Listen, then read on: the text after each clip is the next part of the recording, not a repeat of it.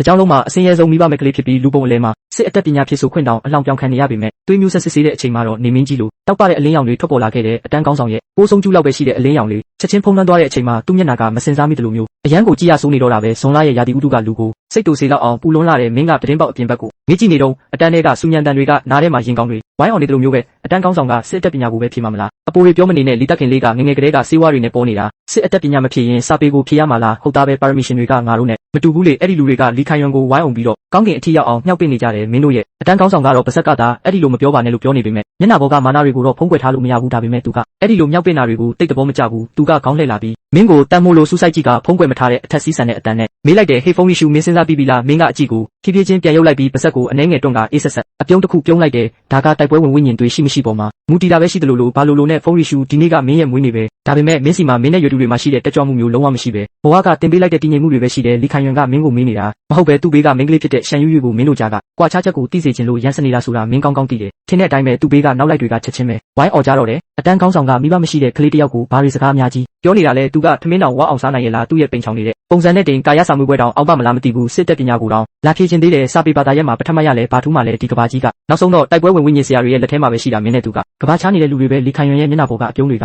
ချက်ချင်းပဲတည်သွားပြီးစကလုံးတွေကလည်းကြမ်းတမ်းလာတယ်ဟုတ်တာပဲမိဘမရှိတဲ့ကလေးကအလဲတန်းအောင်ရင်အပြင်မှာပဲအလုပ်လုပ်ရမှာပေါ့စပွဲထိုးပဲလုပ်ရမှာပဲမင်းကိုမေးမိတာငါအမှားပါပဲလီခိုင်ယွန်ဆိုပြီးဒေါသတကြီးအော်လိုက်တန်တစ်ခုထွက်လာတယ်အဲ့ဒါမင်းမဟုတ်ပဲရှန်ယူယူဖြစ်နေတဲ့သူမကစပွဲကိုအချိန်နဲ့ကြိုက်ပြီးထွက်လိုက်ကရင်ဘက်တွေနှိမ့်ချီမြင့်ချီဖြစ်နေတဲ့ဘာသဘောလဲငါလဲမိဘမရှိတဲ့ကလေးပဲလေအဲ့ဒီတော့ငါလဲစပွဲထိုးသွားလုပ်ရမှာလားရှန်ယူယူကတကြောင်လုံးကတတ်မှတ်ထားတဲ့အကြောင်းရဲ့အလှပန်းလေးပါပဲမျောစရာကောင်းတာကသူမကလည်းမင်းလိုပဲဖြစ်နေတာပဲမိဘမဲ့ကေဟာမှာကြီးပြင်းခဲ့ရတာကြောင့်သူမကမင်းနာမှာပဲအမြဲကပ်နေပြီးမင်းကိုတကြောင်လုံးကယောက်ျားလေးတွေရဲ့ရန်သူဖြစ်စေခဲ့တဲ့အထူးသဖြင့်လီခိုင်ယွန်ပေါ့ယူယူငါအဲ့ဒီလိုဆိုလိုတာမဟုတ်ပါဘူးမင်းကတော့မတူဘူးလေဖုန်းမင်းသားဖုန်းအကိုကိုနောက်တစ်ခွန်းထပ်ပြောကြည့်စိမ့်လိုက်မယ်ဟုတ်ကဲ့ပါလီခိုင်ယွန်ကအလင်းမြန်ပဲခေါင်းညှိလိုက်ပေမဲ့သူ့မျက်လုံးထဲမှာမနာလိုတဲ့အရေးအယောင်တွေဖြစ်ပြေးသွားတာကိုမင်းမြင်လိုက်ရတယ်အဲ့ဒီအကြည့်ကမင်းကိုစုံမချင်နေတဲ့ပုံပဲအဲ့ဒီအချိန်မှာပဲအတန်းပိုင်ဆရာကသတင်းပေါက်အပြင်ဘက်မှာပေါ်လာတဲ့အတန်းထဲကချက်ချင်းပဲငြိမ်ကျသွားတယ်သူကထူးဆန်းတဲ့တင်ကေတာတွေထွင်းထူထားတဲ့ဖန်လုံးတစ်လုံးကိုကင်ပြီးစင်ပေါ်ကိုရှောက်လာတဲ့လူတိုင်းကအသက်ရှူရက်မတက်ဖြစ်သွားပြီးအဲ့ဒီဖန်လုံးကိုပဲစူးစိုက်ကြည့်နေကြတယ်ဝိညာဉ်ခေါ်ယူတဲ့ဖန်လုံးလူတစ်ယောက်ရဲ့ဘဝကိုဆုံးဖြတ်ပေးနိုင်တဲ့ဖန်လုံးပဲအဲ့ဒါကိုမြင်လိုက်တဲ့အချိန်မှာမင်းရဲ့အုံနောက်ကိုတူနဲ့ထူလိုက်တယ်လို့မျိုးခံစားလိုက်ရပြီးကဘာကြီးကခြားခြားလဲသွားတယ်လို့ပဲတုံဆိုတဲ့အတန်နဲ့အတူအနီးနားမှာဝိညာဉ်စွမ်းအင်လှုပ်ခတ်မှုကိုစမ်းသပ်တွေ့ရှိရပါသည်နတ်ဖျားအိမ်မွေးတရိတ်ဆန်စင်ကဲပြောင်းလဲခြင်းစနစ်အားအလိုလျောက်စတင်လိုက်ပါပြီအလိုလျောက်ပိုင်ရှင်အတွက်တိုက်ပွဲဝင်ဝိညာဉ်သွေးကိုဖွင့်ပေးလိုက်ပါပြီအေးဆက်ဆက် electronic အတန်တွေကမင်းအုံနောက်ထဲမှာဆက်တိုက်ထွက်ပေါ်လာခဲ့တယ်အဲ့ဒီနောက်မှာတော့မင်းရဲ့ခန္ဓာကိုယ်ထဲကမမြင်ရတဲ့အချုပ်အနှောင်တစ်ခုကဂျင်းကနေအတန်နဲ့အတူပျက်စီးသွားတယ်လို့ခံစားလိုက်ရတယ်အရင်ကတခါမှမခံစားဘူးတဲ့အားအင်တွေကကိုယ်ခန္ဓာအနှံ့ကနေထွက်ပေါ်လာပြီးအားနေနေတဲ့မင်းရဲ့ခန္ဓာကိုယ်ထဲကိုချက်ချင်းပဲပြည့်နှက်သွားတယ်ဖုန်းအကူဘာဖြစ်လို့လဲနေမကောင်းလို့လားရှန်ယူယူကမင်းရဲ့ထူးဆန်းတဲ့အမူအရာကိုသတိထားမိပြီးစိုးရိမ်တကြီးမေးလိုက်တယ်ဘာမှမဖြစ်ပါဘူးလို့မင်းကမသိစိတ်ကနေပြန်ဖြေလိုက်တယ်မိဘမဲ့ကေဟာမှာကြီးပြင်းခဲ့ရတာကြောင့်သူမကမင်းနာမှာပဲအမြဲကပ်နေပြီးမင်းကိုတကြောင်လုံးကယောက်ျားလေးတွေရဲ့ရန်သူဖြစ်စေခဲ့တဲ့အထူးသဖြင့်လီခိုင်ယွန်ပေါ့ဒါပေမဲ့မင်းရဲ့စိတ်ထဲမှာတော့အယမ်းကိုအံ့ဩနေမိတယ်စနစ်လားဒါကဒဏ္ဍာရီတွေကအစွမ်းထက်တဲ့စနစ်ဆိုတာလားမင်းကစိတ်ထဲကနေစမ်းတက်ပြီးမေးလိုက်တယ်မင်းကဘာတွေလုပ်ပေးနိုင်လို့လဲအရာအလုံးကတိတ်ဆိတ်သွားတယ်တကယ်လို့ခန္ဓာကိုယ်ထဲကအားအင်တွေကတကယ်မရှိခဲ့ဘူးဆိုရင်မင်းကိုမင်းစိတ်ချောက်ချနေတယ်လို့တောင်ထင်မိမှာပဲစနစ်ကအတူကြီးလားမင်းကစိတ်ထဲကနေတွေးနေမိပေမဲ့ချက်ချင်းဆိုသလိုပဲအယမ်းကိုဝမ်းသာသွားမိတယ်ဒါပေမဲ့အစောကသူပြောတာကငါရဲ့တိုက်ပွဲဝင်ဝိညာဉ်သွေးကိုဖွင့်ပေးလိုက်ပြီးလဲဆိုလိုတာကမင်းကစာပေပဲဖြေနိုင်တဲ့ကလေးတစ်ယောက်မဟုတ်တော့ဘူးမင်းမှာအရေးချင်းရှိသွားပြီးစင်ပေါ်မှာတော့အတန်းပိုင်ဆရာကဝိညာဉ်ခေါ်ယူတဲ့ဖန်လုံးကိုဂယုတစိုက်ချလိုက်ပြီးမျက်မှန်ကိုပင့်ကကျဲလောင်တဲ့အတန်နဲ့ပြောလိုက်တယ်ကျောင်းသားတို့စစ်အတက်ပညာဖြည့်ဆို့ဖို့ဆန္ဒရှိတဲ့သူတွေအရှိကိုလာပြီးစစ်ဆေးမှုခံယူကြပါတိုက်ပွဲဝင်ဝိညာဉ်သွေးရှိုံနဲ့အဆင့်တန်းကဘလို့ပဲဖြစ်ဖြစ်ဖြည့်ဆို့ခွင့်ရှိပါတယ်စကားတော်မဆုံးသေးဘူးလူတိုင်းကအယူမှုလိုမျိုးစင်ပေါ်ကိုတိုးဝိတ်တက်သွားကြပြီးစင်လေးတစ်ခုလုံးကိုလူတွေနဲ့ပြည့်နှက်သွားစေတော့တယ်စမ်းသပ်မှုတွေတစ်ခုပြီးတစ်ခုစတင်လာခဲ့တယ်ပထမတစ်ယောက်ဒုတိယတစ်ယောက်နဲ့တတိယတစ်ယောက်တို့စမ်းသပ်ကြပေမဲ့ကြောက်တုံးကြီးကဘာမှမထူးကြပါဘူးကျိုးဟော်လို့ခေါ်တဲ့ကျောင်းသားတစ်ယောက်ကကြောက်တုံးကိုအသေးလဲဖတ်ထားပြီးတကိုယ်လုံးတုံရင်းနေရှာတယ်ကြောက်တုံးကအယောင်မိန်သွားပေမဲ့သူကတော့လက်မလွတ်နိုင်ပါဘူးသူမိဘတွေကအိမ်အောင်ပြီးသူ့အတွက်ဆေးတွေဝယ်ပေးထားတာမို့သူမကြရှုံးနိုင်ဘူးလို့အော်ဟစ်နေရှာတယ်အတန်းပိုင်ဆရာကတနာပေမဲ့ဘာမှမတတ်နိုင်ပဲလုံခြုံရေးတွေကိုသူ့ကိုခေါ်သွားခိုင်းလိုက်တယ်ဒီလိုမျိုးမျောလင်းချက်မရှိတဲ့အခွင့်အရေးတစ်ခုအတွက်အစွမ်းကုန်စူးစမ်းနေကြတဲ့မြင်ကွင်းမျိုးကိုဆရာကအများကြီးမြင်ဘူးနေပါပြီအတန်းထဲကလေထုကလည်းချက်ချင်းပဲလေးလံသွားပြီး10 ယောက်လောက်ဆက်တိုက်ကြရှုံးသွားကြတဲ့အတွက်တန်းလုံးတိတ်ဆိတ်သွားခဲ့တယ်အတန်းပိုင်ဆရာကတိတ်ဆိတ်မှုကိုဖြိုခွင်းပြီးလီခိုင်ယွန်ကိုရှေ့ထွက်ခဲ့ဖို့ခေါ်လိုက်တယ်ဆရာရဲ့မျောလင်းချက်တွေအားလုံးကအတန်းကောင်းဆောင်ပေါ်မှာပဲရှိနေတာပါအားလုံးကမျောလင်းတကြီးကြည့်နေတဲ့ကြားကနေလီခိုင်ယွန်ကရှေ့ထွက်လာပြီးအသက်ကိုဝါဝရှူကကြောက်တုံးပေါ်လက်တင်လိုက်တယ်ခဏအကြာမှာတော့သူ့လက်ချောင်းတွေကြားကနေဝါချင်းချင်းအလင်းတန်းလေးထွက်ပေါ်လာတယ်အလင်းကအားနေပေမဲ့ဒါဟာစစ်တီတော်သွေးမျိုးဆက်ရှိနေတာကိုပြနေတာအသေးချပါပဲဆရာကလည်းအယံဝမ်းသာသွားပြီးအတန်းထဲမှာလည်းကွန်ပျူတာတွေစူညံသွားတယ်အတန်းကောင်းဆောင်ကတကယ်ကိုတော်တာပဲလို့အားလုံးကချီးကျူးနေကြတာပေါ့လီခိုင်ယွန်ကလူတွေရဲ့ချီးကျူးမှုကိုခံယူနေရင်းမင်းနဲ့ရှမ်းယူယူရှိတဲ့နေရာကိုအေးဆက်ဆက်ကြည့်လိုက်တယ်ရှမ်းယူယူကသူ့ကိုအထင်ကြီးသွားမယ်လို့သူထင်ထားပေမဲ့ရှမ်းယူယူကမင်းနဲ့စကားပြောနေပြီးသူ့ကိုလှည့်တောင်မကြည့်ပါဘူးအဲ့ဒါနဲ့သူကမင်းတို့နားကိုရောက်လာပြီးမင်းကိုတောင်ပြောင်ပြောဆိုတော့တာပဲဘုန်းကြီးရှူမင်းအပြင်မှာအလုပ်သွားလုပ်เสียရမလို့တော့ပါဘူးဒီလိုစမ်းသပ်မှုမျိုးကမင်းနဲ့မထိုက်တန်ပါဘူးမင်းမှာစစ်တီတော့သွေးမျိုးဆက်ရှိလာမှာမဟုတ်ဘူးလို့ပြောလိုက်တယ်ရှမ်းယူယူကစိတ်တူသွားပေမဲ့မင်းကသူ့ကိုတားလိုက်ပြီးလီခိုင်ယွန်ရှိကိုရှောက်သွားလိုက်တယ်မင်းကတီတီငိမ့်ငိမ့်နဲ့ပဲမင်းကမှသွေးမျိုးဆက်မရှိဘူးလို့ဘလို့တော့အပိုင်ပြောနိုင်တာလဲလို့မေးလိုက်တယ်လီခိုင်ယွန်ကမင်းလိုအားနေတဲ့လူမျိုးကသွေးမျိုးဆက်ရှိလာရင်နေကအနောက်ဘက်ကထွက်လာလိမ့်မယ်လို့ပြန်ပြောတယ် မင်းကပြုံးလိုက်ပြီးဒါဆိုရင်ငါတို့လောင်းကြီးထပ်မလားလို့မေးလိုက်တယ်မင်းမရှိရင်ငါ့ကိုလူပုံအလဲမှာတောင်းပန်ရမယ်လို့သူကပြောတော့မင်းကလက်ခံလိုက်ပြီးနောက်ထပ်လောင်းကြီးအဖြစ်ငွေ2000ပါထပ်တိုးလိုက်တယ်ဒီခံရွန်ကအံ့ဩသွားပြီးမင်းမှာဘာလို့ဝက်ချက်ရှိနေလို့လဲလို့တွေးလိုက်မိတယ်ဒါပေမဲ့ချက်ချင်းပဲဖြစ်နိုင်ခြင်းမရှိဘူးလို့ယူဆပြီးရှမ်းယူရဲ့တိုက်တွန်းမှုကြောင့်လောင်းကြီးကိုလက်ခံလိုက်တော့တယ်မင်းကလူအုပ်ကြားကနေစင်ပေါ်ကိုရှောက်လန်းသွားတဲ့အခါအားလုံးကမင်းကိုတယော်တဲ့မျက်လုံးတွေနဲ့ကြည့်နေကြတယ်မင်းကစိတ်ကိုတည်ငြိမ်အောင်ထားပြီးကြောက်တုံးပေါ်လက်တင်လိုက်တယ်တစ်စက္ကန့်2စက္ကန့်3စက္ကန့်ကြာတဲ့အထိဘာမှမထူးခြားလာတဲ့အခါဒီခံရွန်ကမင်းရှုံးပြီလို့အော်ဟစ်ပြီးလှောင်လိုက်တယ်ဒါပေမဲ့အဲ့ဒီအချိန်မှာပဲအမောင်တဲကနေမင်းကြီးထွက်လာတယ်လို့မျိုးအရန်ကိုတောက်ပတဲ့အလင်းတန်းကြီးကြောက်တုံးတဲကနေပောက်ကွဲထွက်လာတယ်အဲ့ဒီအလင်းရောင်ကတကြောင်လုံးကိုနေကင်းဘက်လိုလင်းထိန်သွားစေပြီးအားလုံးကအံ့ဩတုန်လှုပ်ကုန်ကြတယ်ဒီလောက်တောက်ပတဲ့အလင်းရောင်မျိုးကဘယ်လိုလုပ်ဖြစ်နိုင်မှာလဲလို့ဆရာရောကျောင်းသားတွေပါကြောက်လန့်တကြားအော်ဟစ်မိကြတော့တယ်ဒီခံရွန်ရဲ့မျက်နှာပေါ်ကအပြုံးတွေဟာတောင့်တင်းသွားပြီးအဆုံးစွန်သောထိတ်လန့်ကြောက်ရွံ့မှုတွေနဲ့မယုံကြည်နိုင်မှုတွေပဲကြန့်ရှိပါတော့တယ်ကျောင်းသားအမြန်လက်လွတ်လိုက်ပါတော့အတန်းပိုင်ဆရာလီကအနီးဆုံးမှာရှိနေပြီးအလင်းဆူတာကြောင့်မျက်လုံးတောင်မဖွင့်နိုင်တော့ပဲအသေးတန်အော်ဟစ်နေပါတယ်မင်းဟာဖြည်းဖြည်းချင်းလက်ကိုလွတ်လိုက်ပြီးအလင်းတန်းတွေလည်းပျောက်ကွယ်သွားပါတယ်မင်းဟာဘာမှမပြောဘဲလှည့်ကြည့်လိုက်ပြီးမျက်နှာပြက်နေတဲ့လီခံရွန်ကိုစိုက်ကြည့်ရင်မျက်ခုံးတစ်ချက်ပင်းလိုက်ပါတယ်အဲ့ဒီအမူအရာကအခုမင်းလက်ရောက်ပြီလို့ပြောနေတယ်လို့ပါပဲမဖြစ်နိုင်ဘူးဒါဟာတေချာပေါက်ပတိစေးပြက်နေတာပဲဖြစ်ရမယ်လီခံရွန်ကအယူတယောက်လိုပြေးတက်လာပြီးပတိစေးပေါ်ကိုလက်နဲ့အမြန်ပုတ်လိုက်ပါတယ်ဝါဖြော့ဖြော့အလင်းတန်းလေးတစ်ခုဟာထပ်မံလင်းထိန်လာပါတယ်ဒါပေမဲ့နှိုင်းရှင်စရာမရှိရင်နာကျင်မှုလည်းရှိမှာမဟုတ်ပါဘူးအခုနကတောက်ပလာတဲ့အလင်းပင်လေပြင်ကြီးနဲ့ရှင်လိုက်ရင်အဲ့ဒီအလင်းတန်းလေးဟာလာပြညမှာလင်းထိန်နေတဲ့ပိုးဆုံးကျူးလေးတစ်ကောင်လိုပါပဲအဲ့ဒီမြင်ကွင်းကတကယ်ကိုတနာစရာကောင်းလာပါတယ်ဘေးနားကလူတွေရဲ့ထူးဆန်းတဲ့အကြည့်တွေဟာအနဲ့ထိုးတယ်လို့လီခံရွန်ရဲ့ကိုပေါ်ကိုကြားရောက်နေပါတယ်သူဟာလျှက်စစ်နဲ့တိုးလိုက်တယ်လို့လက်ကိုရုပ်လိုက်ပြီးမျက်နှာတစ်ခုလုံးနဲ့ခရမ်းရောင်တန်းသွားပါတယ်အခြေအနေတွေထိမရတော့မှစိုးရိမ်တာကြောင့်အတန်းပိုင်ဆရာကအမြန်ပဲကြားဝင်ဆေးဆက်ပေးရပါတယ်ကဲပါအချိန်လည်းမရှိတော့ဘူးမနောက်ကြနဲ့တော့စမ်းတက်တာဆက်လုပ်ကြမယ်မင်းလီခံရွန်ကိုထပ်ပြီးအကြက်မကင်တော့ပေမဲ့ဒါဟာမပြီးသေးဘူးဆိုတာမင်းသိပါတယ်အဲ့ဒီငွေ2000ဟာမင်းအတွက်တော့အလွန်များပြားတဲ့ပမာဏတစ်ခုပါကြန့်ရှိတဲ့စမ်းတက်မှုတွေဟာအမြန်ပဲပြီးဆုံးသွားပါတယ်တခြားထူးခြားတာတွေထပ်မဖြစ်လာတော့ပဲစမ်းတက်မှုကအဆုံးသတ်ခါနေဖြစ်နေပါပြီမင်းဘေးနားကရှန်ယူယူကိုတွန်းလိုက်ပါတယ်သူဟာအခုထိစမ်းတက်တာမလုပ်ရသေးပါဘူးယူယူမင်းလှည့်ရောက်ပြီးငါမှသွေးမျိုးဆက်မရှိပါဘူးရှန်ယူယူကခေါင်းငုံထားပြီးချင်းတစ်တန်လောက်ပဲထွက်လာပါတယ်မင်းမျက်မှောင်ကျုပ်လိုက်ပြီးသူ့စကားကိုချက်ချင်းပဲဖြတ်ပြောလိုက်ပါတယ်မင်းအဲ့ဒီလိုပြောတာကိုငါခွင့်မပြုနိုင်ဘူးငါတော့မှအံ့ဖွယ်ရာကိုဖန်တီးနိုင်ခဲ့ရင်မင်းမလိုမရနိုင်ရမှာလဲငါကိုယုံပါကိုလည်းယုံပါမင်းရဲ့တည်ကြည်တဲ့အကြည့်တွေကြောင့်သူဟာမငင်းဆန်နိုင်တော့ပါဘ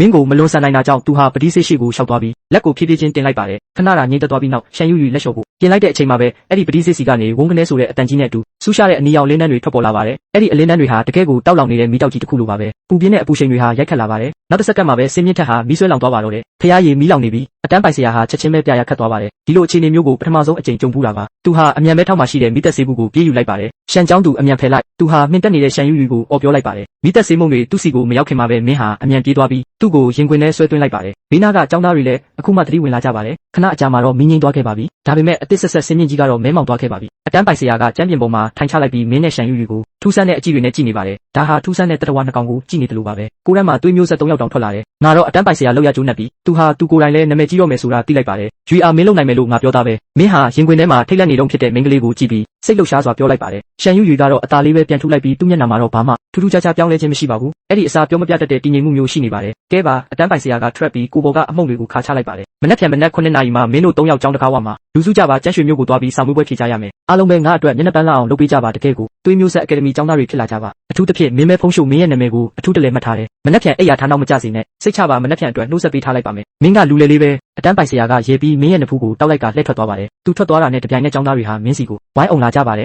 ်ရှုကောမင်းကတာမန်လူတယောက်မဟုတ်ဘူးဆိုတာငါသိတာပဲအဲ့ဒီလီခိုင်ယွမ်ကဘာကောင်းမို့လို့လဲအတင်းလို့ယူထားတဲ့အမိုက်လိုသွေးမျိုးဆက်ကမင်းနဲ့ဘယ်လိုလုပ်ရှင်လို့ရမှာလဲဒီလိုမျိုးဟန်ဆောင်တက်တဲ့မျက်နှာတွေကိုမင်းလက်တောင်မကြည့်ချင်ပါဘူးမင်းရဲ့အကြည့်တွေဟာလူအုပ်ကြားတွေကနေခိုးထွက်ဖို့ပြင်နေတဲ့ဝတ်တုပ်ကြီးလီခိုင်ယွမ်စီကိုရောက်သွားပါတယ်မင်းဟာလူအုပ်ကြားတွေကနေထွက်လိုက်ပြီးသူ့နောက်ကိုအမြန်လိုက်ကပခုံးကိုလက်နဲ့ခက်ပြင်းပြင်းပုတ်လိုက်ပါတယ်ဟေ့မင်းတစ်ခုခုကိုမင်းနေသလားလို့လီခိုင်ယွမ်ဟာထိတ်လန့်သွားပါတယ်အဲ့ဒီငွေ2000ကိုငါချက်ချင်းလွှဲပေးပါမယ်လိမ္မာမဟုတ်ပါဘူးသူဟာရုံထွက်ဖို့ကြိုးစားပေမဲ့မင်းရဲ့လက်ဟာတန်ညက်ကြီးတစ်ခုလိုသူ့ပခုံးပေါ်မှာမြဲမြံစွာရှိနေပါတယ်လီခိုင်ယွမ်ကစိတ်ထဲမှာကြိတ်ပြီးအံ့ဩနေမိတယ်ဒီကောင်အားကဘလို့ဖြစ်ပြီးဒီလောက်တောင်ကြီးနေရတာလဲလို့သူတွေးနေတာပါလီခိုင်ယွမ်ကစိတ်ထဲမှာတော့တော်တော်လေးကိုခံရခက်နေပေမဲ့လည်းနှစ်အတော်ကြာအောင်ကုန်တင်ကုန်ချလှုပ်လာခဲ့ပြီးအခုမှစွမ်းအားနိုးထလာတဲ့သူ့ရဲ့ခွန်အားကိုမယုံနိုင်အောင်ဖြစ်နေရတဲ့အေးဆက်တဲ့အတန်နဲ့ငါတို့ရဲ့လောင်းကြီးကိုတော့မင်းမသွားတော့ဘူးမဟုတ်လားလို့မေးလိုက်တယ်ဘာလောင်းကြီးလဲငါမသိဘူးဆိုပြီးသူကစတင်ပိတ်ကတ်နေတယ်ဒါနဲ့ပဲမျက်ခုံးတွေကိုတွန်းချိုးလိုက်ပြီးလက်ကိုပိုးပြီးတင်းတင်းကြပ်ကြပ်ဆုပ်ကင်လိုက်တော့နာကျင်လုံးလို့ချွေးတွေတိုက်တိုက်ကြလာပြီးသူချက်ချင်းပဲဝန်ခံလိုက်ရတယ်နားတယ်ဆေးပါမယ်အခုချက်ချင်းသွားဆေးပါမယ်လို့သူကအော်ဟစ်လိုက်တဲ့ခဏကမီးလောင်မှုကြောင့်အိမ်ပြန်ခါနီးចောင်းသားတွေအများကြီးစုယုံလာကြပြီးဒီမြင်ကွင်းကိုမြင်လိုက်ရတဲ့အခါအားလုံးပါဇက်အဟောင်းသားဖြစ်သွားကြတယ်ចောင်းရဲ့ထိပ်သီးလူမိုက်လီခိုင်ယွမ်တယောက်အခုလိုအဆက်တကွဲဖြစ်နေတာကိုမြင်ပြီးအံ့ဩမြင်တက်နေကြတယ်ငါကအမိုက်ပါဆိုတဲ့စာသားကို9ချိန်တိုင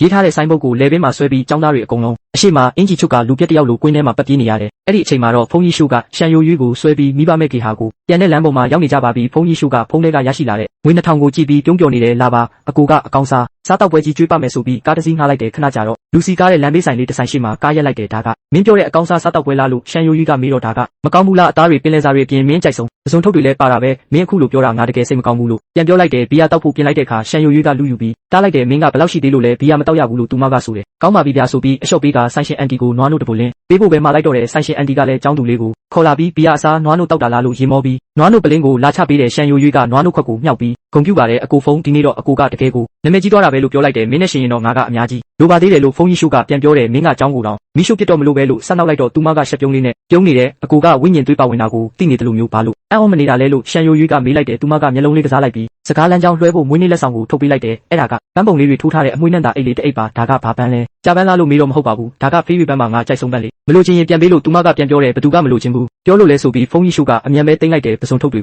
အားရပါရစားတောက်ပြီးတဲ့နောက်သူတို့နှစ်ယောက်မိဘမဲ့ဂေဟာကိုပြန်လာခဲ့ကြတယ်ဂေဟာရှိမှာဂေဟာမူကျိုးကမျက်နှာပြက်ပြက်နဲ့စောင့်နေပြီးမင်းတို့တွေပြန်လာဖို့တည်သေးတာပဲလို့ဆူလိုက်တယ်ရှန်ယိုယီကချက်ချင်းပဲချွဲနွယ်ပြီးဖိုးဖိုးဂေဟာမူဒီနေ့အကိုဖုန်းရဲ့မွေးနေ့မလို့ပါစိတ်မဆိုးပါနဲ့လို့တောင်းပန်လိုက်တယ်ဂေဟာမူကမင်းတို့နှစ်ယောက်စလုံးစွမ်းအားလို့ထလာပြီးကြောင်းပါလဲစူညံသွားအောင်လုပ်ခဲ့တယ်ဆိုလို့မေးမြန်းလိုက်တယ်ဖုန်းကြီးရှုကတန်းတီတစ်လုံးကိုကိုက်ရင်းနဲ့ဒါကဘာမှမဟုတ်ပါဘူးယိုယီကကြောင်းကိုတော့မီးရှို့ပြစ်တော့မလို့ဖြစ်ခဲ့တာလို့ပြောလိုက်တဲ့အခါဂေဟာမူကမင်းကပြောရဲသေးတယ်နော်လို့ပြန်ပြီးပြောလိုက်ပါတယ်ရှန်ယိုယီကလည်းအရှုံးမပေးချင်ပါဘူးခရိုင်ဝင်ရဲ့သားကွင်းထဲမှာလူပုံအလဲဝင်ခံနေတာကိုမြင်လိုက်ရတော့ကျွန်တော်ဘာမှတော့မပြောရသေးဘူးလေအဲ့ဒီအချိန်မှာပဲကျောင်းအုပ်ကြီးကျိုးကတောက်လက်ဆလက်ဖက်ရည်တွေကိုထွေးထုတ်မိသွားပါတယ်မနှက်ဖြန်ဆိုရင်ကျန်းရွှေမျိုးကိုတွားကြရတော့မှာပါကျောင်းအုပ်ကြီးကျိုးကရုတ်တရက်ဝမ်းနေသွားပြီးနောက်ဆိုရင်မင်းတို့ကိုမြင်ရဖို့ခက်သွားပြီလို့ပြောလိုက်ပါတယ်အခြေအနေကချက်ချင်းပဲလေးပင်သွားပါတယ်လွန်ခဲ့တဲ့3နှစ်အတွင်းမှာမင်းကိုပြဿနာရှာတတ်တဲ့လူငယ်ဘဝကနေအခုလိုအခြေအနေရောက်အောင်ကျောင်းအုပ်ကြီးကျိုးကပဲဆွဲတင်ပေးခဲ့တာပါဒီကျေးဇူးကတစ်သက်လုံးမေးလို့မရနိုင်ပါဘူးကလေးတို့မင်းတို့တွေအရွယ်ရောက်ကုန်ကြပြီပဲကျောင်းအုပ်ကြီးကျိုးကမင်းတို့ကောင်းကိုကျင်းသားစွာပုတ်တက်ပေးရင်ရှေ့လျှောက်အတော်ဆုံးတားရဲထိန်ကျောင်းသူတွေဖြစ်လာမယ်လို့ယုံကြည်ကြောင်းပြောလိုက်ပါတယ်ဒါပေါ့ကျွန်တော်ကတေချာပေါက်ဖြစ်အောင်လုပ်မှာပါလို့မင်းကယုံကြည်မှုအပြည့်နဲ့ပြောလိုက်ပါတယ်ကျွန်တော်ကလည်းအဖိုးလိုပဲတော်တဲ့တားရဲထိန်ကျောင်းသူဖြစ်ချင်တာပါမင်းကတော့ကလေးဆိုးလေးပါပဲလို့ကျောင်းအုပ်ကြီးကရေမောရင်မင်းရဲ့နဖူးကိုတုပ်ပေးပါတယ်အဖိုးကအသက်80နီးပါးရှိနေပြီဖြစ်ပေမဲ့အဆင့်3တားရဲထိန်ကျောင်းသူပဲရှိသေးတာပါမင်းတို့ရဲ့အနာဂတ်ကအဖိုးထက်အများကြီးပိုပြီးတောက်ပလာမှာပါဒါတွေကိုကျွန်တော်ဂရုမစိုက်ပါဘူးအဖိုးကအတော်ဆုံးပါပဲလို့မင်းကမျက်လုံးလေးတွေတောက်ပြင်းပြောလိုက်ပါတယ်အဖိုးလင်းညင်းဝင်ပလွေလေးရှောင်ဝှေးဝှေးကိုအပြင်ထုတ်ပေးပါဦးမတွေ့ရတာကြာပြီမို့လို့တတိယနေတာပါကောင်းပြီမင်းတို့ကိုပြပေးမယ်လို့ဆိုပြီးကျောင်းအုပ်ကြီးကစိတ်နဲ့အာယုံပြုတ်လိုက်တဲ့အခါရှေးဟောင်းတားရဲကျန်းစာအုပ်တအုပ်လေးထဲမှာပေါ်လာပါတယ်စာမျက်နှာတွေကအလိုလျောက်ပွင့်သွားပါတယ်လင်းညင်းဝင်ပလွေလို့អော်လိုက်တဲ့အခါရုံးကန်းကျန်းပြင်မှာမော်လင်းဝိုင်းတစ်ခုလင်းလာပြီးခန့်ညားတဲ့မိကိုရောင်ဝင်ပလွေတစ်ကောင်ပေါ်လာပါတယ်အချိန်ပေါင်းများစွာမြင်ဖူးပေမဲ့မင်းနဲ့ရှန်ယူယူကတော့အံ့ဩမှုကိုမထိန်နိုင်ပဲရေရုပ်မိကြပါတယ်ရှောင်ဝှေးဝှေးလို့ခေါ်တဲ့လင်းညင်းဝင်ပလွေကအပြင်ထွက်လာတာနဲ့ရှာကြီးထုတ်ပြီးမင်းစီကိုပြေးခုန်တက်လာပါတယ်စိတ်အေးထားပါလို့អော်ရင်မင်းလဲထောက်တနေရာကိုကတ်သွားရပါတယ်နောက်တစ်စက္ကန့်မှာတော့ဝင်ပလွေကမင်းကိုလှည့်ချလိုက်ပြီးမျက်နှာကိုရှာနဲ့ကပ်ပြီးရက်ပါတော့တယ်အဲ့ဒီအချိန်မှာပဲမင်းရဲ့အုံနောက်ထဲမှာအချက်လက်တွေအစီအီပေါ်လာပါတယ်တားရဲ့အမီလင်းညင်းဝင်ပလွေပိုင်ရှင်ကျိုးခမ်းမင်းအဆင့်3အဆင့်4တန်းအခြေအနေကြီးထွားဆဲကာလအစွမ်းလေတက်ဖြစ်ပါတယ်အဆင့်တက်နိုင်တဲ့လမ်းကြောင်းတွေကတော့လမ်းမင်းနောက်လိုက်ဝင်ပလွေနဲ့လင်းညင်းဝင်ပလွေဘရင်တို့ဖြစ်ပါတယ်လမ်းမင်းနောက်လိုက်ဝင်ပလွေဖြစ်ဖို့အတွက်ဝိညာဉ်အဆင့်မောင်မိုက်မော်ကြောင်းနဲ့နှစ်တရာတက်တန်းရှိတဲ့လင်းညင်းတစ်သားလိုအပ်ပါတယ်လင်းညင်းဝင်ပလွေဘရင်ဖြစ်ဖို့အတွက်တော့အဆင့်မြင့်လေတက်မော်ကြောင်းနဲ့နှစ်တရာတက်တန်းရှိတဲ့လင်းညင်းမန်းလိုအပ်ပါတယ်မင်းတကူလုံးတောင့်တင်းသွားပါတယ်တားရဲ့နဲ့ဖျားအဆင့်တက်စနစ်ရဲ့စွမ်းရည်ကတကယ်ကိုအံ့မခန်းပါပဲမင်းကတားရဲ့အားလုံးရဲ့အဆင့်တက်ပုံတွေနဲ့နီးလန်းတွေကိုမြင်နိုင်နေပါပြီဒါကအပြင်လောကမှာဆိုရင်လူအများပြားအသက်နဲ့လဲပြီးလိုချင်ကြတဲ့လှုပ်ဝက်ချက်ပါအကိုဖုန်းဘာဖြစ်လို့လဲလို့ရှန်ယူယူကမင်းကိုဝင်ပလွေပါဆက်ထဲကဆွဲထုတ်ပေးရင်မေးပါတယ်ဝင်ပလွေရက်တာခံရလို့ကြောင်သွားတာလားမင်းလည်းအမြန်ထပြီးမျက်နှာကတရွေးတွေကိုတုပ်လိုက်ရင်စိတ်ထဲကပျော်ရွှင်မှုကိုဖုံးကွယ်ထားလိုက်ပါတယ်မကြခင်ခွဲခွာရတော့မှဆိုတော့ရှောင်ဝှေးဝှေးကိုမင်းနဲ့နီးနီးကက်ကက်နေခိုင်းလိုက်တာပါမင်းကစိတ်လှုပ်ရှားမှုကိုထိန်းချုပ်ရင်ကြောင်းအုပ်ကြီးကိုမေးလိုက်ပါတယ်အဖိုးရှောင်ဝှေးဝှေးကိုလမ်းမင်းနောက်လိုက်ဝင်ပလွေဖြစ်ပြောင်းလဲဖို့စဉ်းစားဘူးလားလမ်းမင်းနောက်လိုက်ဝင်ပလွေဆိုတာဘာလဲလို့ကြောင်းအုပ်ကြီးကနားမလဲတယ်လို့မေးပါတယ်လင်းညင်းဝင်ပလွေကလင်းညင်းဝင်ပလွေဘရင်ဒါမှမဟုတ်မိတောက်ဝင်ပလွေဖြစ်ပဲပြောင်းလို့ရတာမဟုတ်ဘူးလားမင်းလည်းစကားမသွားတာကိုသိလိုက်ပြီးကျွန်တော်မှတ်မိမှာလားဖြစ်မှာပါလို့အမြန်ပြင်ပြောလိုက်ပါတယ်ဒါဆိုလင်းညင်းဝင်ပလွေဘရင်ဖြစ်ပြောင်းဖို့ကိုမစဉ်းစားဘူးလားကြောင်းအုပ်ကြီးကတက်ပြင်းချလိုက်ပြီးအဆင့်တက်ဖို့ကမလွယ်ဘူးလို့ပြောပါတယ်လိုအပ်တဲ့ပစ္စည်းတွေကအရန်အဖိုးတန်လွန်းလို့အဖိုးရဲ့အယိုးဟောင်းတွေနဲ့မတက်နိုင်တော့ပါဘူးအဲ့ဒီလိုကိုလို့မင်းကကောင်းငိမ့်လိုက်ပါတယ်နီးလန့်ရှိုံနဲ့မရပဲလိုအပ်တဲ့ပစ္စည်းတွေကအဓိကပဲဆိုတာသိလိုက်ရပါတယ်မနှက်ဖြန်ဆိုရင်မင်းတို့သွားကြတော့မှာပါအဖိုးစီမှာလည်းပေးစရာအကောင်းစားတွေမရှိပါဘူးကျောင်းအုပ်ကြီးကကျန်းစာအုပ်ထဲကနေတားရဲကပ်ပြားနှစ်ခုကိုထုတ်ပေးပါတယ်ဒါကကိုကာကွယ်ဖို့အတွက်ယူသွားပါလို့ပြောပါတယ်မင်းကကပ်ပြားတစ်ခုကိုယူလိုက်တဲ့အခါအဲ့ဒီအပေါ်မှာနွယ်ပင်ပုံလေးတွေပါပြီးမင်းနဲ့နွယ်ပင်တင်တန်လို့ရေးထားပါတယ်ဒီကပ်ပြားကတားရဲရဲ့တိုက်ခိုက်ရေးစွမ်းရည်ကိုအများကြီးမြင့်တင်ပေးနိုင်ပါတယ်ဒါပေမဲ့ဒီကပ်ပြားတွေကအနိုင်ဆုံးအဆင့်တွေပဲဖြစ်လို့နောက်မှအကောင်းစားတွေရရင်လဲလိုက်ကြပါမင်းကအကုန်လုံးတေချာနားမလဲပေမဲ့ဒါတွေကအဖိုးတန်တယ်ဆိုတာသိပါတယ်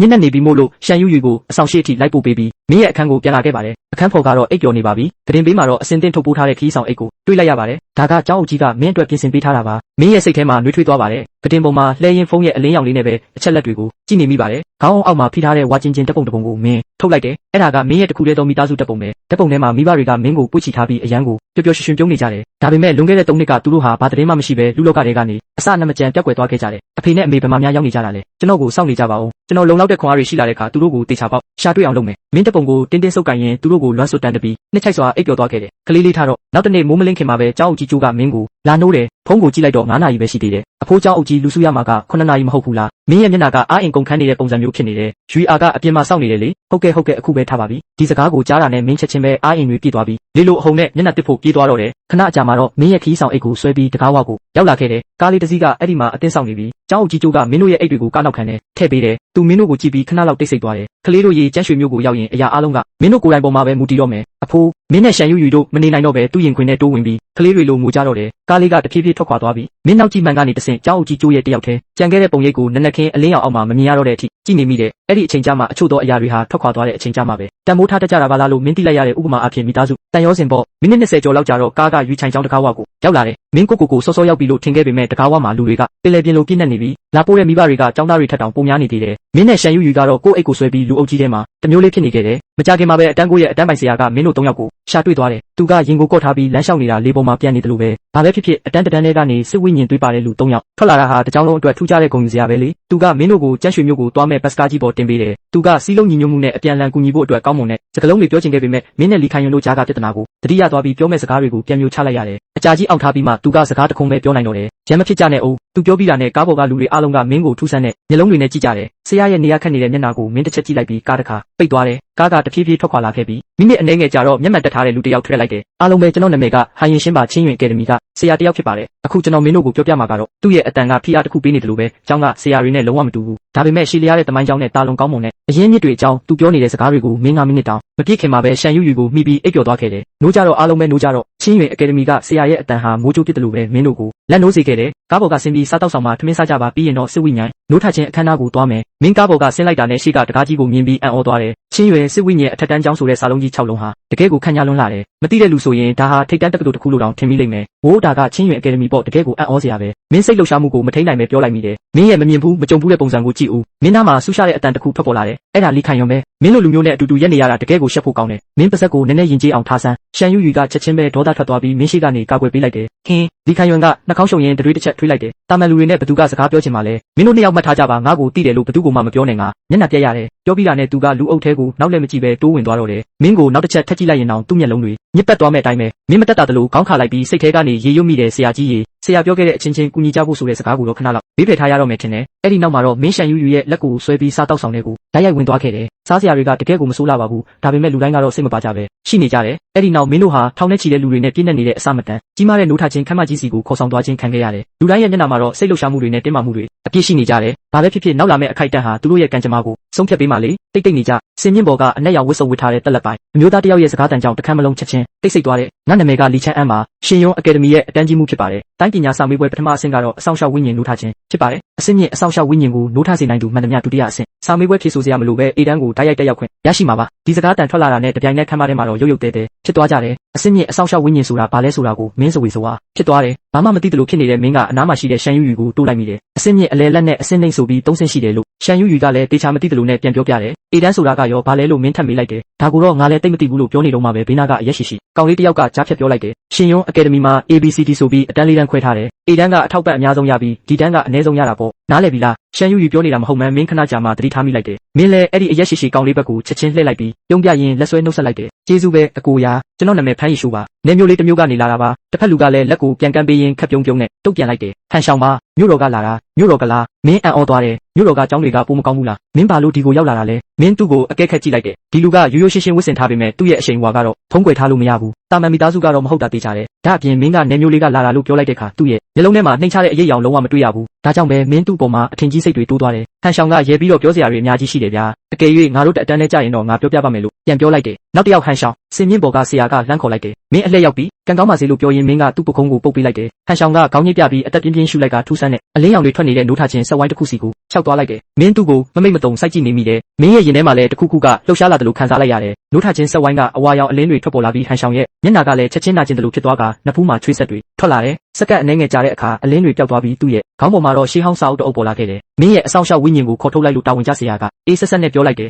်ဟန်ရှောင်းကလက်ဝဲရမ်းလိုက်တဲ့အခါစာအုပ်ကသူ့လက်ထဲကျလာတယ် သူကပထမဆုံးစာမျက်နှာကိုလှန်လိုက်ပြီးစိတ်ထဲကနေအာယုံပြုလိုက်တယ်မြေဝါရောင်လိတ်ကလေးတစ်ကောင်ကသူ့ခြေဝါအနားမှာပေါ်လာပြီးသူ့ခြေထောက်ကိုချစ်စနိုးနဲ့လာပုတ်တက်နေတယ်ဆရာကတက်ပြင်းချလိုက်ပြီးနှမျောတက်ဖြစ်တဲ့မျက်နှာနဲ့မှတ်တမ်းထဲမှာတစ်ခုခုကိုရေးလိုက်တယ်တာမန်မြေလိတ်ဖြစ်နေတာပဲနှမျောစရာပဲအကယ်၍ဒါဟာရေတက်ခန္ဓာဖြစ်ခဲ့ရင်အစင်းမြင့်အဆောင်ရှောက်ဝိညာဉ်ဖြစ်လာမှာပါဟန်ရှောင်းကမှတ်တမ်းစာရွက်ကိုယူကြည့်လိုက်တော့အစင်းတက်မှတ်ချက်ကအစင်းနဲ့ဝိညာဉ်ဖြစ်နေပြီးဒီတန်းကိုတက်ဖို့အကြံပြုထားတာကိုတွေးလိုက်ရတယ်သူကခါခါတီးတီးပြုံးလိုက်ပြီးလိတ်ကလေးကိုကောက်ချီကမင်းစီကိုတိတ်တိတ်ဆိတ်ဆိတ်ပြန်လျှောက်လာခဲ့တယ်ဂုံယူပါလေကွာမင်းမအဆောင်ရှောက်ဝိညာဉ်ရသွားပြီပဲလို့ပြောပြီးမင်းကသူ့ကိုလက်တီးနဲ့ခပ်ဖွားဖွားထိုးလိုက်တယ်ဘာကိုဂုံယူရမှာလဲအစင်းနဲ့ဝိညာဉ်နဲ့ဒီတန်းပဲလေလို့ဟန်ရှောင်းကမျက်နှာပြက်ပြက်နဲ့ပြောရှာတယ်အစင်းနဲ့ဟုတ်လားမင်းကနှာခေါင်းရှုံလိုက်ပြီးအဲ့ဒါကသူတို့တန်ဖိုးမသိလို့ပါငါ့ကိုယုံစမ်းပါမင်းရဲ့အဆောင်ရှောက်ဝိညာဉ်ကနောက်ကျရင်အရန်စွမ်းအားကြီးလာမှာတနေ့ကျရင်မြင့်မြတ်တဲ့တာရဲကြီးအထီတောင်စင်ကဲပြောင်းလဲသွားနိုင်တယ်ကျေးဇူးပဲတငယ်ချင်းဟန်ရှောင်းကမင်းကြောင့်ရဲသွားပြီးသူ့ရင်ခွင်ထဲကလိတ်ကလေးကိုပုတ်တက်ရင်းကလည်းငါရဲ့လိတ်ကလေးပပကချစ်ဖို့ကောင်းတယ်လို့ထင်ပါတယ်လို့ပြောလိုက်တယ်နောက်တစ်ယောက်ဖမ်းရီရှိုးစင်မြင့်ပေါ်ကနေမင်းရဲ့နာမည်ကိုခေါ်လိုက်တယ်မင်းအလှည့်ရောက်ပြီးဟန်ရှောင်းကမင်းကိုတွန်းလိုက်တယ်မင်းငါနဲ့အတန်းနဲ့မကြပါစေနဲ့လို့ဆုတောင်းပေးပါတယ်မင်းကရင်တွေတိတ်တိတ်ခုန်နေရင်စင်မြင့်ပေါ်ကိုအမြန်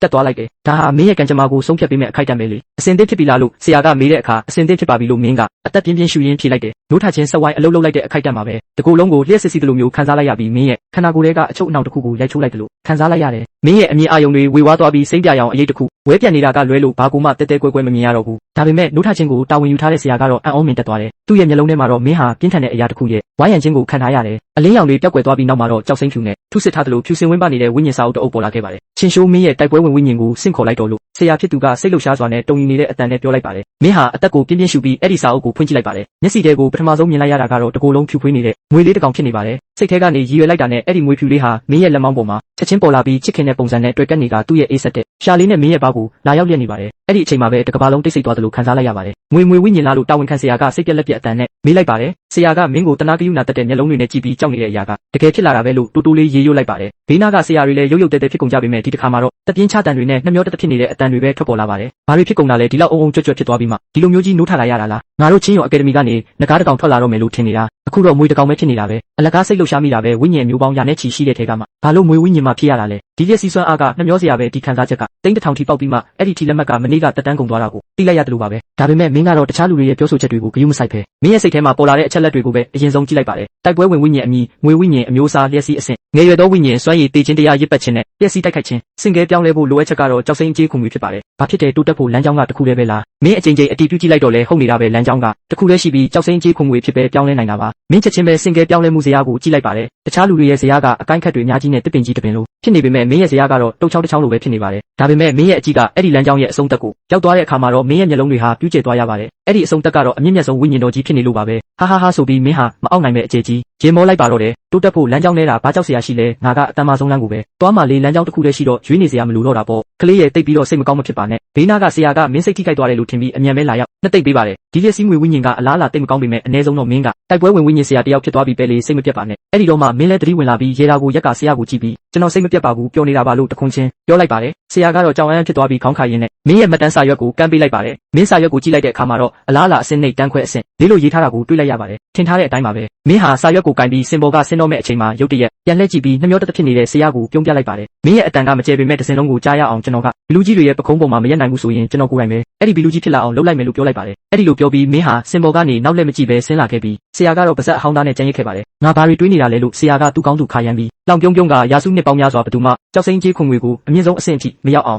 မလုပ်နိုင်ခဲ့တာမင်းလိုကလေးတစ်ယောက်ကဘာများလုပ်နိုင်မှာမလို့လဲလို့ရေရွတ်လိုက်ပါတယ်မင်းလူအုပ်ထဲကိုပြန်ရောက်တာနဲ့ရှန်ယူယူကမင်းကိုဆွဲခေါ်သွားပါတယ်အကူဖုံးဘလို့လဲဘယ်တန်းခွဲကိုရောက်သွားတာလဲသူမကတော့မင်းကိုယုံကြည်မှုအပြည့်နဲ့မျက်လုံးလေးတွေဝင်ပါလို့မင်းနေတာပါမင်းလည်းမင်းလက်ထဲကစာရွက်ကိုသူမစီကမ်းပေးလိုက်ပါတယ်အဆင့်လေးတန်းခွဲလားရှန်ယူယူရဲ့အတန်ကရုတ်တရက်ကျေလောင်သွားပြီးသူ့မျက်နှာမှာမကျေနပ်မှုတွေပြင်းနေတယ်ဘလို့ဖြစ်နိုင်မှာလဲခုနကမှဒီလောက်အတန်တွေစူညံနေတာကိုဘာလို့ဒီအတန်းဖြစ်သွားရတာလဲသူတို့ကငါရဲ့ငွေဝိညာဉ်ကအလားအလာမရှိဘူးလို့ပြောကြတယ်အရွယ်ရောက်တဲ့အဆင့်အထိပဲစင်ကဲပြောင်းလဲနိုင်မယ်တဲ့မင်းကတော့ဂယုမဆိုင်တဲ့ပုံစံနဲ့ပခုံးတွန်းပြလိုက်တယ်သူတို့ကဘာလို့အဲ့ဒီလိုပြောရတာလဲငါသွားပြီးသူတို့ကိုအကျိုးအကြောင်းမေးအောင်မယ်ရှန်ယူယူကဒေါသထွက်လွန်းလို့မျက်ဝန်းတွေတောင်หนีရဲနေပြီးစင်ပေါ်ကိုတက်သွားဖို့ပြင်နေတယ်မသွားပါနဲ့အပူပဲမင်းကသူ့ကိုဆွဲထားလိုက်တယ်ဒါပေမဲ့တွေဘာတွေမရှိဘူးမင်းကသူ့မျက်လုံးတွေကိုစိုက်ကြည့်ရင်အရင်ကထပ်ပူပြီးတည်ငြိမ်တဲ့လေတန်းနဲ့ပြောလိုက်တယ်တခြားသူတွေငါ့ကိုဘလို့မြင်ငါဂယုမဆိုင်ဘူးမင်းငါ့ကိုယုံကြည်ရင်ရပြီမင်းကသူ့ကိုစိုက်ကြည့်ပြီးတလုံးချင်းမေးလိုက်တယ်ငါကသူ့ကိုအပြည့်စုံဆုံးအဆင့်ဒါမှမဟုတ်အဲ့ဒီထက်မြင့်တဲ့အဆင့်ထိစင်ကဲပြောင်းလဲအောင်လုပ်ပေးနိုင်မယ်လို့မင်းယုံသလားရှန်ယူယူကဘာမှမတွန့်ဆုတ်ပဲခေါင်းကိုအပြင်းထန်ငိမ့်ပြလိုက်တယ်ငါယုံတာပေါ့မင်းကပြုံးလိုက်ပြီးသူ့စံပင်တွေကိုအတားရပုတ်တက်ပေးလိုက်တယ်ဒါဆိုရင်ပြီးတာပဲဒီတန်းလောက်ကတော့ငါအတွက်ဘာမှမဟုတ်ပါဘူးမင်းဘေးနားမှာရှိနေတဲ့ဟန်ရှောင်းကကြည့်နေရင်မနေနိုင်ပဲပြောလိုက်တယ်မင်းကတကယ်ကိုအစိတ်ပြင်းတဲ့သူဖြစ်မယ်လို့ငါမထင်ထားခဲ့ဘူ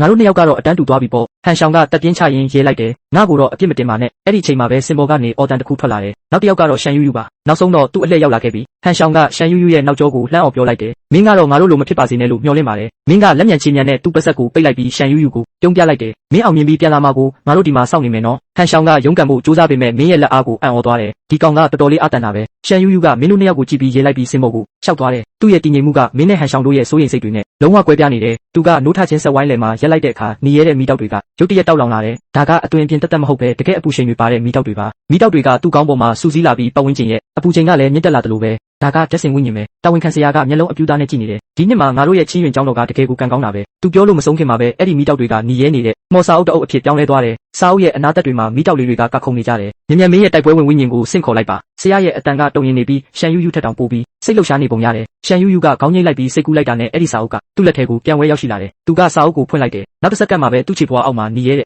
ဲ့ဆင့်ခေါ်ခြင်းဆက်ဝိုင်းတစ်ခုပေါ်လာတယ်လေထဲမှာပြန်ဝဲနေတဲ့မီးလုံးလေးတစ်လုံးကနေမင်းလေးတစ်စင်းလို့ထွက်ပေါ်လာပြီးရှန်ယူယူရဲ့ရင်ခွင်ထဲကိုတိုးဝင်သွားတယ်သူကမတိစိတ်နဲ့အဲ့ဒီမီးလုံးလေးကိုဖတ်ထားလိုက်ပြီးအန်အော်ဝမ်းတာတဲ့မျက်နှာပေးနဲ့ဖြစ်သွားတယ်ဒါကတကယ်ကိုမီးဝိညာဉ်ပဲဆရာကစိတ်လှုပ်ရှားစွာနဲ့မှတ်တမ်းတင်မှုပြင်လိုက်တယ်ခဏလောက်စောင့်ပါဦးရှန်ယူယူကသူ့ကိုတားလိုက်တယ်ဆရာကအံ့အားသင့်သွားပြီးဘာဖြစ်လို့လဲမင်းကအတန်းရဲ့အတန်းကောင်းဆောင်နေရကိုရှင်းပြခြင်းလို့လားမင်းရဲ့မီးဝိညာဉ်နဲ့ဆိုရင်ဖြစ်နိုင်ပါတယ်ငါကအေတန်းကိုစိတ်မဝင်စားဘူးရှန်ယူယူကဆရာစကားကိုဖျက်ပြောလိုက်ပြီးသူ့လေတံမှာမကျေနပ်မှုတွေပါနေတယ်ဒါဆိုမင်းကဘာဖြစ်ချင်တာလဲငါဒီအတန်းကိုပဲတက်ချင်တယ်အဲ့ဒီစကားကဆရာကိုလုံးဝဆုံသွားစေတယ်သူကနားကြမားတာလားဆိုပြီးခေါင်းကိုခါရမ်းလိုက်တယ်ကျောင်းသူရှန်မင်းပဲအတန်းကိုဝင်ချင်တယ်လို့ပြောလိုက်တာလေဒီအတန်းမှာရှန်ယူယူကတလုံးချင်းစီတေချာပြောလိုက်တယ်ဆရာကတော့လုံးဝအံ့ဩမင်တက်သွားပြီးသူ့မျက်နှာမှာဝေခွဲမရတဲ့အမူအရာတွေဖြစ်နေတယ်ဒီမင်းကလေးယူသွားတာလားမဖြစ်နိုင်ဘူးလုံးဝမဖြစ်နိုင်ဘူးဆရာကတတိပြန်ဝင်လာပြီးပြက်ပြက်တသားညှင်းဆိုလိုက်တယ်ဓာတ်စင်ဝိညာဉ်ပိုင်ရှင်တယောက်ကဒီအတန်းကိုသွားမယ်ဆိုတာကျောင်းအုပ်ကြီးသိရင်ငါ့ကိုအလုပ်ထုတ်ပစ်လိုက်မယ်ရှန်ယူယူရဲ့အကြည့်တွေကဆရာကိုကြော်ပြီးဆင်အောက်မှာရှိနေတဲ့မင်းစီကိုရောက်လာတယ်သူ့မျက်ဝန်းတွေကအရင်ကထပ်ပိုပြီးခိုင်မာနေတယ်အကောင်းပြောလို့မရဘူးဆိုရင်တော့ငါ့ကိုအပြစ်မတင်နဲ့တော့သူကမျက်နှာထားတင်းတင်းနဲ့လေတံမမာနဲ့ပြောလိုက်တယ်ဆရာအကယ်၍ကျမကိုဒီအတန်းကိုဝင်ခွင့်မပြုဘူးဆိုရင်ကျမအခုပဲစာမေးပွဲကနေနှုတ်ထွက်မယ်ဒီနယ်မြေမှာခမရတို့ရဲ့ကျောင်းတော်တစ်ခုလည်းရှိတာမဟုတ်ဘူးကျမမထွက်သွားခင်မှာကျောင်းအုပ်ကြီးနဲ့တေချာစကားပြောသွားမယ်ခမရရဲ့ဆိုးရွားတဲ့အပြုအမူတွေကြောင့်ကျမဒီကျောင်းတော်ပေါ်ဘလောက်အထိစိတ်ပြတ်သွားရတယ်ဆိုတာကိုပြောပြလိုက်မယ်အဲ့ဒီခါကျရင်ကျောင်းအုပ်ကြီးကခမရကိုဘယ်လိုလုပ်မလဲဆိုတာခံမှန်းကြည့်လိုက်ပါသူကအဲ့ဒီစကားတွေကိုအေးအေးဆေးဆေးပဲပြောလိုက်တယ်သူ့နောက်မှာဝတ်ထားတဲ့လက်တွေကအနှဲငယ်တုံနေတာကိုတွေ့နိုင်ပါတယ်ဒါဟာသူမပထမဆုံးအကြိမ်တယောက်ယောက်ကိုချင်းချောက်ဖူးတာပါဆရာနဖူးမှာချွေးတွေဆူရွှဲလာပြီးစိတ်ထဲမှာပြားများနေပါတယ်တယောက်တည်းသောထူးချွန်တဲ့ဝိညာဉ်လိုချသူတယောက်ကိုသူ့ကြောင့်ထွက်မသွားစေချင်ပါဘူးဒီအလုပ်ကိုတော့သူဆုံးရှုံးမခံနိုင်ပါဘူးသူကသွားကြိတ်ပြီးဆုံးဖြတ်ချက်ကြီးကြီးမားမားချလိုက်ပါတယ်ကောင်းပါပြီငါသဘောတူပါတယ်သူကတုံတုံရင်ရင်နဲ့ဘောပင်ကိုယူလိုက်ပြီးအတန်းခွဲတဲ့နေရာမှာဒီအတန်းဆိုတဲ့စာလုံးကိုရေးလိုက်ပါတယ်ရှန်ယူကသူမရဲ့ပုံစံစာရွက်ကိုယူပြီးလှည့်ထွက်သွားပါတယ်ဘာကြောင့်လဲဆိုတာငါမေးလို့ရမလားလို့ဆရာကနောက်ကနေလှမ်းအောင်မေးပါတယ်ရှန်ယူကခြေလန်းတန့်သွားပေမဲ့လှည့်မကြည့်ပါဘူးအတန်ကတော့ရှင်းရှင်းလင်းလင်းထွက်လာပါတယ်ဘာကြောင့်လဲဆိုတော့သူကဒီအတန်းမှာရှိနေလို့ပါလို့ပြောပြီးသူမကပျော်ရွှင်စွာနဲ့ပြေးထွက်လာပါတယ်မင်းကစိတ်လှုပ်ရှားစွာနဲ့သူမကိုမင်းသားကိုဆွဲခေါ်လိုက်ပြီးအလောတကြီးမေးလိုက်ပါတယ်လူအားငါခုနကမီးတောက်တစ်ခုကိုမြင်လိုက်တယ်လို့ပဲဒါဟာငါမျက်စိမှားတာမဟုတ်ဘူးမလားရှန်ယူကရင်မောလိုက်ပြီးဘလို့မီးတောက်လဲအကိုရဲ့ဒါကမီးမြေခွေးပါလို့ပြောပါတယ်ဟုတ်သားပဲမီးမြေခွေးဆိုတာဝိညာဉ်နိုးကြတာပဲမင်းကကိုနိုးကြတာထက်ပိုပြောနေပါတယ်မင်းအတန်းကောင်းကောင်းမှရှိမှတေချာပါတယ်ခဏနေရင်ဟိုရေခဲနဲ့အလင်းဝိညာဉ်နိုးကြသူတွေကိုရိုက်ပြီးအတန်းကောင်းဆောင်လုပ်လိုက်ပါလို့ပြောပါတယ်ရှန်ယူကသူမလည်းဒီအတန်းကိုရောက်သွားပြီလို့ပြောလိုက်တဲ့အခါမင်းကြောင်သွားပါတယ်ပြောချင်တဲ့စကားတွေအကုန်လုံးလေပင်မှာတဆူသွားပါတယ်သူမရဲ့အရေးချင်းနဲ့ဆိုရင်ဒီအတန်းကိုရောက်ဖို့မဖြစ်နိုင်ဘူးဆိုတာမင်းသိပါတယ်တခုတည်းသောဖြစ်နိုင်ခြေကတော့မင်းအတွက်သူမကိုယ်တိုင်တောင်းဆိုခဲ့တာပါပဲစိတ်မကောင်းဖြစ်တာစိတ်လှုပ်ရှားတာနဲ့ကိုဒေါသထွက်တာတွေမင်းစိတ်ထဲမှာပြည့်နေသွားပါတယ်သူမကမင်းအတွက်အခွင့်အလမ်းများစွာကိုဆွလွတ်ခဲ့တာပါဒီကျေးဇူးကအရန်ကြီးမားပါတယ်မင်းရဲ့ပခုံးပေါ်မှာတာဝန်တွေပိုလေးလံလာတယ်လို့ခံစားရပါတယ်ငါဘလောက်တောင်တန်မာလာမှသူမရဲ့ဆွလွတ်မှုကိုထိုက်တန်ပါလဲလို့မင်းတွေးနေမိပါတယ်မင်းကစိတ်လှုပ်ရှားမှုကိုအတင်းဖိနှိပ်ပြီးဟန်ရှောင်ကိုကြည့်လိုက်ပါတယ်ဒါတွေအားလုံးကမင်းရဲ့နမိတ်မကောင်းတဲ့စကားတွေကြောင့်ပဲလို့ပြောပါတယ်ဟန်ရှောင်ကနားမလည်နိုင်တယ်လို့မျက်နှာနဲ့ဒါကငါ့ကိုအပြစ်တင်ရမှာလားမင်းတို့နှစ်ယောက်ကလွန်နဲ့ငါ့ကိုလာကြွားတာတင်မကဘူးအခုဖြစ်ပါတင်နေကြတာလားလို့ပြောပါတယ်သူစကားပြောပြီးတာနဲ့သူ့ဦးထုတ်ပေါ်ကလိတ်ကလေးကရှေ့ကိုငေးကြည့်နေပါတယ်ဟန်ရှောင်ကတက်ပြင်းချလိုက်ပြီးကောင်းပါပြီငါပဲအပြစ်ခံယူပါမယ်လို့ပြောပါတယ်မင်းတို့၃ယောက်လုံးရင်မောလိုက်ကြပါတယ်ဝိညာဉ်နိုးကြတဲ့အခမ်းအနားပြီးဆုံးသွားပြီးလူတစ်ယောက်ကဒုတိယအဆင့်စစ်ဆေးမှုစတင်ပြီလို့ကြေညာပါတယ်တန်မဏိတစ်တော်တဲကိုဝင်ပြီးတန်မဏိကပြတစ်ခုယူရမှာဖြစ်ပြီး24နာရီအတွင်းအပြီးလုပ်ရပါမယ်အေတန်းကလွဲလို့ကြံတဲ့သူတွေအကုန်လုံးအောင်မြင်မှရပါမယ်မဟုတ်ရင်ထုတ်ပယ်ခံရပါလိမ့်မယ်သူ့ရဲ့စကားတွေကတိုးတိုးရှင်းရှင်းပါပဲလူတွေပြောဆိုနေကြတဲ့ကြားထဲမှာမင်းတို့ကဆရာနောက်ကိုလိုက်ပြီးရဟတ်ရင်ပေါ်တက်လိုက်ပါတယ်ဒီเจ้าရဲ့ချမ်းသာမှုကိုမင်းတို့အံ့ဩနေကြပါတယ်စာမွေးပွဲစစ်ရုံတင်ကိုရဟတ်ရင်တုံးလာလားလို့မင်းကတိုးတိုးလေးရေရွတ်ပါတယ်ဟန်ရှောင်ကเจ้าကတော်တော်လေးချမ်းသာတယ်လို့ရှင်းပြပါတယ်ဒီကန်ယွန်ကရဟတ်ရင်ပေါ်ရောက်လာပြီးမင်းကိုတွေ့တာနဲ့တောင်ပြောင်လိုက်ပါတယ်မင်းလိုတာမန်လူတစ်ယောက်ကပထမအဆင့်ကိုအောင်သွားတယ်ဆိုတာတော်တော်ထူးဆန်းတယ်လို့သူကပြောပါတယ်မင်းကပြန်ပြီးလှောင်ရလိုက်ပြီးမင်းလိုလူတော်နိုးကြနိုင်တာငါကဘာလို့မရမှာလဲလို့ပြောပါတယ်ဒီကန်ယွန်ကပိုပြီးရင်းရတီတီပြောလာပါတယ်အစစ်နဲ့ဝိညာဉ်နိုးကြပြီးဒီအတန်းကိုရောက်တဲ့တာမန်ကျောင်းသားကကျောင်းထဲရောက်ရင်လည်းအနှိမ်ခံရမှာပဲငါကတော့အစစ်မြင့်ဝိညာဉ်နိုးကြသူဖြစ်ပြီးဒီအတန်းမှာရှိတာမင်းရဲ့ငွေလေးကဘာမှလုပ်နိုင်မှာမဟုတ်ဘူးကပြားရဖို့လေမမျော်လင့်နဲ့လို့သူကပြောပါတယ်ရှန်ယူကမျက်နှာပြတ်သွားပါတယ်ဒီကန်ယွန်ကရှန်ယူကိုလည်းထပ်ပြီးလှောင်ပြောင်းပါသေးတယ်မင်းလည်းဒီအတန်းကတာမန်ကျောင်းသားပဲလေဘေးကလူကလည်းဘာမှမဟုတ်ဘူးဆိုတာသိတာပါတယ်လို့သူကအော်ဟစ်ရေမောနေပါတယ်အဲ့ဒီအချိန်မှာပဲတစ်ချိန်လုံးတိတ်ဆိတ်နေတဲ့ဟန်ရှောင်ကရုတ်တရက်လှုပ်ရှားလိုက်တယ်ငါနဲ့ငါတကယ်စက်ကြည့်မနေနိုင်တော့ဘူး မင်းဟာရေခနဲ့ဖြစ်သွားတဲ့ပုံရိပ်တစ်ခုကိုပဲမြင်လိုက်ရပြီနောက်တစ်စက္ကန့်မှာတော့လီကန်ယွမ်ကိုဟန်ရှောင်ကကော်လာကနေလက်တစ်ဖက်ထဲနဲ့ဆွဲမလိုက်ကသူ့ခန္ဓာကိုယ်တစ်ဝက်ဟာရဟတ်ရင်အပြင်ဘက်မှာတွဲလောင်းဖြစ်နေပါပြီငါမသွားပါပြီငါမသွားပါပြီငါ့ကိုအထဲပြန်သွင်းပေးပါလီကန်ယွမ်ဟာချက်ချင်းပဲကြောက်လန့်တကြားဖြစ်သွားပြီးဝိညာဉ်တော်လွင့်မတက်ဖြစ်ကတောင်းပန်တိုးရှိုးနေတော့တယ်မင်းနဲ့ရှမ်းယူယူတို့လည်းကြောင်တောင်တောင်ဖြစ်သွားပြီးတယောက်နဲ့တယောက်မတိုင်မရပဲသူ့ကိုလက်မထောင်ပြလိုက်ကြတယ်တကယ်ကိုငါရဲ့အကိုကြီးပဲစကားနဲ့ပင်မဲ့တကယ်ကိုရက်ဆက်တဲ့လူပဲလေရင်ကန်းအတွင်းမှာချက်ချင်းပဲတေလူလိုတိတ်ဆိတ်သွားပြီးအဖွဲကောင်းဆောင်ဆရာတော်ကြောင်သွားတယ်ကျောင်းသားဟန်စိတ်မလောပါနဲ့လုံးဝစိတ်မလောပါနဲ့လို့ဆရာကစိုးရိမ်တကြီးပြောလိုက်တယ်အဲ့ဒီတော့မှဟန်ရှောင်ကသူ့ကိုပြန်ဆွဲတင်လိုက်ပြီးအမိုက်လိုမျိုးကျမ်းပြင်ပေါ်ကိုပစ်ချလိုက်တယ်ငါ့ကိုမင်းရဲ့အတန်နောက်တစ်ခါထပ်မကြားစေနဲ့လို့အေးဆက်ဆက်အကြည့်နဲ့ပြောလိုက်တယ်လီကန်ယွမ်ဟာကျမ်းပြင်ပေါ်မှာခွေကျနေပြီးအတော်ကြာမှပြန်ထနိုင်ကသူ့နေရာကိုအမီးကုတ်ပြီးပြန်သွားတယ်မင်းကိုရန်ညှိုးထားတဲ့အကြည့်နဲ့ပဲစိုက်ကြည့်ရတော့ပြီးစကားတစ်ခုမှထပ်မပြောရတော့ဘူးနိုင်ဝက်ကြတော့လေရင်ဆင်းတက်ခဲ့တယ်လီကန်ယွမ်ကပထမဆုံးခုန်ဆင်းသွားပြီးငါနဲ့ဆန့်ကျင်တဲ့အကျိုးဆက်ကိုမင်းတို့သိစေရမယ်လို့နောက်လှည့်ပြီးချင်းချောက်သွားတယ်ဟန်ရှောင်ကအောက်ကိုခုန်ဆင်းမဲ့ပုံစံလှုပ်လိုက်တာနဲ့လီကန်ယွမ်ဟာလမ်းဖြတ်သွားပြီးတုတ်ချေတင်ပြေးတော့တာပဲချက်ချင်းကိုပျောက်သွားတာလူရှင်တော်လေးပဲမင်းကဟန်ရှောင်ကိုဆွဲထားလိုက်တယ်မင်းနဲ့သူနဲ့ရန်ညိုးရှိလို့လားလို့ဟန်ရှောင်ကမေးတယ်မင်းကရှက်ကိုရှက်ကန်းနဲ့ခေါင်းကိုကုပ်ပြီးပြောလိုက်တယ်ရန်ညိုးတော့မဟုတ်ပါဘူးအလေတန်းတုန်းကသူ့ကိုလူပုံအလဲမှာတစ်ခါအဆက်ခွဲခဲ့ဘူးလို့ပါဟန်ရှောင်ကမင်းကိုကြည့်တဲ့အကြည့်ဟာချက်ချင်းပြောင်းလဲသွားတယ်ဒါကိုမင်းကပဋိပက္ခအသေးဖွဲလို့ခေါ်တာလားဒါဟာမိဘကိုတတ်တဲ့ရန်ညိုးပြီးရင်အကြီးဆုံးပဲမင်းတို့ဆရာနောက်ကိုလိုက်ပြီးလေရင်ပေါ်ကဆင်းလိုက်တဲ့အခါကြီးမားတဲ့တောအုပ်ကြီးကိုမြင်လိုက်ရတယ်တောအုပ်ရဲ့အပြင်ဘက်ကိုကြီးမားတဲ့တန်ဆန်ကလျှက်စစ်ချန်စီယိုတွေနဲ့ကာရံထားပြီးရံဖန်ရံခါထူးဆန်းတဲ့ဟိန်းဟောက်တန်တွေကြားနေရတာကြောင့်ကြက်တီးတောင်ထမိတယ်ဒါဟာတန်မဏိတောအုပ်ပဲမင်းတို့စိတ်ကြိုက်အသင်းဖွဲ့နိုင်တယ်အချိန်ကိုအမိရသုံးကြပါလို့ဆရာကမှာကြားတယ်တန်တရားဖြစ်เสียမလို့ပဲရှမ်းယူယူနဲ့ဟန်ရှောင်တို့ဟာအဖွဲတစ်ဖွဲဖြစ်သွားကြတယ်အားလုံးကဒီအဆင့်တန်းတွေပဲမို့လို့ဘသူကမှမင်းတို့အဖွဲ့ထဲမဝင်ချင်ကြဘူးမထွက်ခွာခင်မှာအဖွဲ့ကောင်းဆောင်ဆရာကမင်းတို့ကိုအထူးတလဲလမ်းခေါ်လိုက်တယ်အထက်ရောက်ရင်မိစ္ဆာသားရဲတွေကိုတတိထားယုံတင်မကပဲတခြားစာမှုပွဲဖြစ်ဆိုသူတွေကိုလည်းတတိထားရမယ်ဒီကန်ယွမ်လိုလူမျိုးတွေရဲ့မတမာတဲ့လူရဲမှုကိုတတိထားဖို့တတိပေးတယ်ဆိုတာမင်းချက်ချင်းနားလည်လိုက်တယ်တောအုပ်ထဲကိုခြေချလိုက်တာနဲ့ဖိအားပေးမှုတစ်ခုကိုခန်းစားလိုက်ရတယ်ဒီကတစ်ပင်တွေဟာမယုံနိုင်တော့အောင်မြင်မာလာပြီးလူ၃ယောက်ဖက်လို့တော့မမိနိုင်ဘူးခြေထောက်အောက်ကတရွက်၆တွေဟာတဖြောက်ဖြောက်နဲ့အတန်မြည်နေပြီးအခြေအနေကအတော်လေးတင်းမာနေတယ်လမ်းတစ်လျှောက်မှာပုတ်စော်နံနေတဲ့မိစ္ဆာသားရဲ့အလောင်းအချို့ကိုတွေ့ခဲ့ရတယ်လို့အကြောက်လွန်ပြီးကဲပါအောင်လို့အော်ဟစ်ကအချက်ပြမိလွတ်ပြီးစာမွေးပွဲကိုလက်လျှော့သွားတဲ့သူတွေကိုလည်းတွေ့ရတယ်စာမွေးပွဲစတာနိုင်ဝက်ပဲရှိသေးပေမဲ့ကောင်းကင်ရံမှာတော့နှစ်တစ်ကူမီရှူမီပန်းတွေလိုပဲရောင်စုံအချက်ပြမိတွေအတော်များများတက်နေပြီးတနာရီနီးပါးရှိနေပြီးဟိန်းတန်တွေပဲကြားနေရပြီးမိစ္ဆာသားရဲ့တကောင်တောင်မတွေ့သေးပါလားလို့မင်းကစိတ်ပြက်လက်ပြက်ညီးတွားနေတော့အလိုဒါကဘာကြီးလဲရုတ်တရက်ဟန်ရှောင်ကအော်ဟစ်လိုက်ပြီးခြေထောက်ကိုကင်တာတနေရာထဲမှာပဲခုန်ပေါက်နေတော့တယ်သူရှိကမြေပုံလေးတစ်ခုလှုပ်ရှားသွားပြီးတာမန်လိတ်တီထက်ငါးဆလောက်ပိုကြီးတဲ့တတော်ဝါကြီးတစ်ကောင်ထွက်လာတာကိုတွေ့လိုက်ရတယ်သူ့ရဲ့တကူလုံးကစူးကြုံတွေဟာတမဏိလိုအေးဆက်ဆက်နဲ့တောက်ပနေတယ်မင်းရဲ့စိတ်ထဲမှာတော့အဲ့ဒီတတော်ဝါရဲ့အချက်လက်တွေချက်ချင်းပေါ်လာတော့တယ်မိစ္ဆာသားရဲ့အမည်ချက်ဝစ်စုလိတ်မိစ္ဆာသားရဲ့အဆင့်အနိတ်တန်း